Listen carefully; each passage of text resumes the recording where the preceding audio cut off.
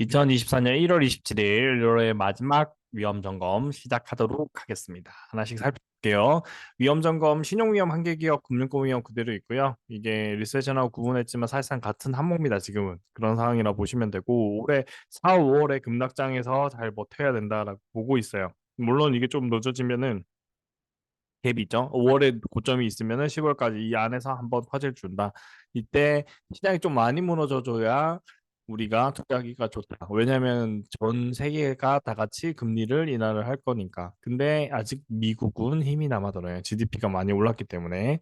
그래서 이 부분이 우리가 고려해야 되는 거고 아니면 GDP 기준으로 미국의 고점일 수 있거든요. 그러면 내려오니까 몇 년간 또 계속 힘들어질 수도 있어요. 그거보다는 쭉 떨어졌다 다시 올라오는 게 투자하기는 훨씬 수월하고 편하다. 그렇게 보시면 됩니다.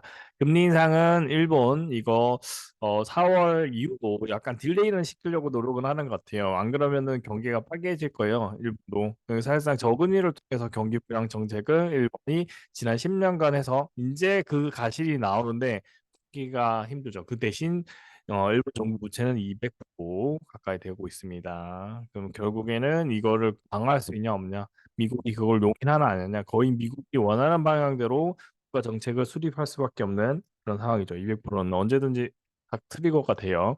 그다음에 중국 부동산은 지금 완전 힘들고 미국도 잘 나가는 지역의 부동산은 괜찮아요. 그러나 못 나가는 지역들이 분명히 있습니다. 이거에 대한 개발이 필요하다. 이렇게 보시면 되고요. 우리나라도 지방 소발이라는 내용으로 나오죠. 이거를 막기 위해서는 지방 자체에 의미를 가져야 되고 해전이 다 같이 일어나야 돼요. 중국 다 같이 해전이 일어나야 되지. 한쪽 지역, 한쪽 지역에 이번에 KTX인가 뭐 그거 뭐 강력철도 만든다는데 그거 좀 반대예요. 이거는 조금 아닌 것 같은 거에 가깝습니다. 왜냐하면 척도회사가 옛날에 1900년도에 척도회사가 진짜 탑순이어서 지금 척도회사가 상장되어 있는 게 있어요? 없죠. 그거랑 비슷해질 거예요. 왜 그런 말을 하냐면 AAV 시대가 되면 날아다니는 자동차가 되면은 과연 의미가 있냐라는 거예요. 같이는 돈 많은 사람들은 이쪽으로 갈 거고 강력축도나 지하철의 개념으로 될 건데 지금 있는 걸로 충분하거든요. 이걸 또 나눠가지고 조금 생활 건 바꾸겠다. 거기다 더 투자하겠다. 그거는 좀 아닌 것 같아요. 저는 AAV 쪽으로 좀 더 가야 되는 게 아닌가 그렇게 보고 있습니다. 하나씩 더 살펴보고 아마 4, 5월쯤에는 AAV와 관련된 우량국 쪽을 더 추천해 드릴 것 같아요. CDS는 지지난 좀 못했는데 그때 28이었고 30으로 올라와 있는 거고 CDS는 거의 정지된 상태입니다. 이렇게 여기 한번 튀었다가 그대로 정지되어 있는 상태고 원달러녀들은 고점놀이 바닥 따지기 위쪽이 여기가 바닥이라서 치고 올라갔지 여기가 고점이라서 내려올지는 모르겠어요. 근데 저는 개인적으로 이렇게 될 확률이 조금 더 6대 4로 많다라고 보고 있고요. 프로젝트 파이낸싱 장애가 높은데 이 말이 엄청 높단 말이에요. 엄청난 강도로 프로젝트 파이낸싱을 정리할 것이다. 건설, 금융사, 노이즈, 감내 4월 이후, 선거 이후에 스타트를 할 가능성이 높다라고 보시면 될 것 같아요. 선거 전에는 꽉 막고 이번에 연말에 금융위원회에서 잘 막았단 말이에요. 그게 있을 거예요. 정기 경영 몇 명 안 시킬 거고 경영이 신이 와도 지역 지금 못 달린다 했는데 지금은 이거를 초점 안 매고 있지만 지금 정부는 그냥 터트려 버릴 수도 있겠다. 그렇게 보이고요. 2024년 투자가 생각보다 어려울 걸 그렇게 보고 있고 근데 오히려 쉬워요. 투자를 안 하고 있는 사람들한테는. 투자를 한 사람들도 현금 보유 계속 하라고 계속 말씀드리죠. 그러니까 현금 보유가 짧게는 6개월 안에 이제 진짜 쇼크거든요. 그래서 그렇게 보면 금리가 내려와야 돼요. 금리가 내려오기 전까지는 박스권 트레이딩입니다. 제가 처음 시작했던 박스권 상단에 오더하지도 못했어요. 그때가 3천이었단 말이에요. 3천이었던 시절이 있었어요. 그러니까 그때 시작해서 지금은 저는 보증 구간에서 플러스 알파 오를 전환이 되고 있거든요. 전체 계좌들이. 그렇게만 조금은 치고 잘 이겨내는 그런 전략이 꼭 필요한 시점이다라고 보시면 됩니다. 제2금융권 위험의 은행 위험은 여기 이 구간이거든요. 오르고 난 다음에 떨어지잖아요. 떨어질 때는 언제나 이유가 있었어요. 지금 그 이유를 여기다 적어 놓은 거랍니다. 그래서 조심스럽게 대응하고요. 가계 신용 높은 상태입니다.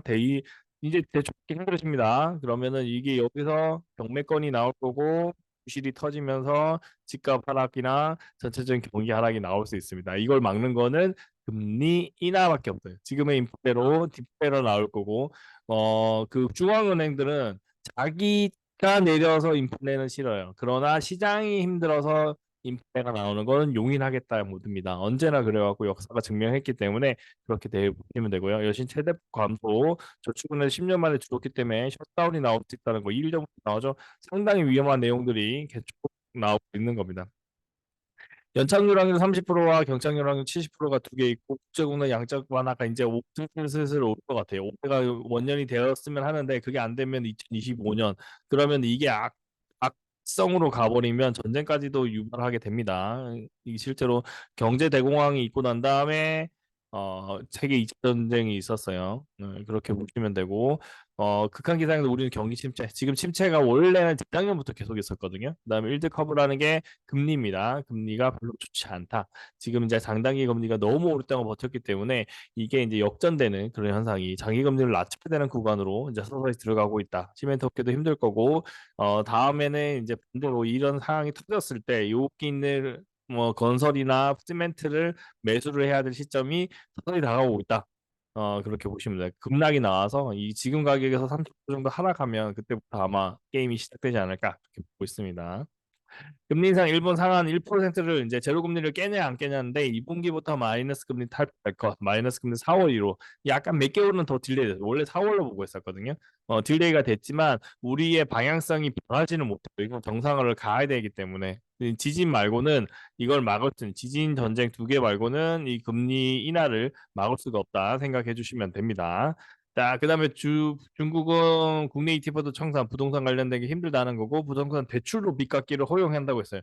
와, 이거는 진짜 그냥 돌려막기잖아요. 돌려막기를 부동산에서 해주겠다는 겁니다. 그러니까 위험 확산이 진짜 커지겠죠. 흔들거릴 수도 있고 중국에 진출한 한국은행도 동일하게 이게 자기들이 대출해준 자산들이 부실이 날 수 있는 거예요. 그만큼 위험해질 수 있다는 거.